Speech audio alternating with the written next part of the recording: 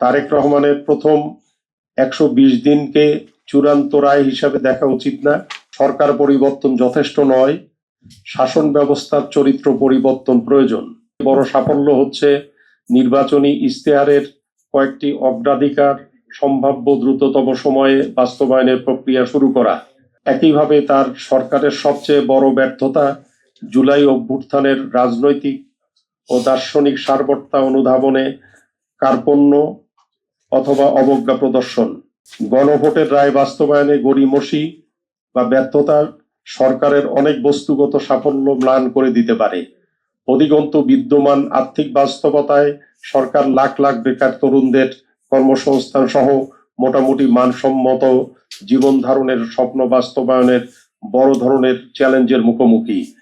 তাই তরুণ সমাজের সমর্থন ও আনুগত্য ধরে রাখতে হলে তার সরকারকে অবশ্যই গণঅভ্যুত্থানের মূল বিষয়গুলোর প্রতি যত্নবান হতে হবে বলে আমরা মনে করি।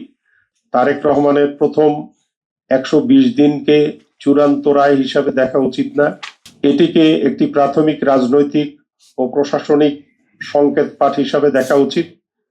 এই সময়ে সরকার যদি জুলাই সনদ বাস্তবায়নে আন্তরিকতা, সংস্কার কমিশনের সুপারিশের স্পষ্ট অঙ্গীকার, মেধাভিত্তিক নিয়োগ, ব্যাংকিং খাতে কঠোর পুনর্গঠন, দুর্নীতির বিরুদ্ধে প্রাতিষ্ঠানিক পদক্ষেপ, সংযমী অর্থনীতি, ব্যবসা বান্ধব রাজস্ব নীতি, নারীর ক্ষমতায়ন। নন ইনভার্টার এসির দামে ঘরে আনুন বিদ্যুৎ সাশ্রয়ী ইনভার্টার এসি। এখন 1.5 ton my one inverter AC মাত্র ৪৮,৯০০ টাকা পাওয়া যাচ্ছে মিনিস্টার শোরুমে। স্থানীয় সরকার শক্তিশালীকরণ, স্বাস্থ্যসেবা সম্প্রসারণ এবং গণতান্ত্রিক সহনশীলতার দৃষ্টি স্থাপন করতে পারত, তবে আমরা বলতে পারতাম যে সরকার সঠিক পথে যাত্রা শুরু করেছে। কিন্তু প্রথম ১২০ দিনে সরকারের আচরণে দেখা যায় সংস্কার প্রশ্নে ব্যর্থতা, নিয়োগে দলীয় আনুগত্য, ব্যাংকিং খাতে আপোস, বাজেটে অবাস্তব রাজস্ব লক্ষ্যমাত্রা, আইন শৃঙ্খলা বাহিনীর রাজনৈতিক ব্যবহার, দুর্নীতির বিরুদ্ধে নির্বাচিত পদক্ষেপ এবং গণতান্ত্রিক মূল্যবোধে অনীহা, তবে সেটি ভবিষ্যতের জন্য উদ্বেগজনক।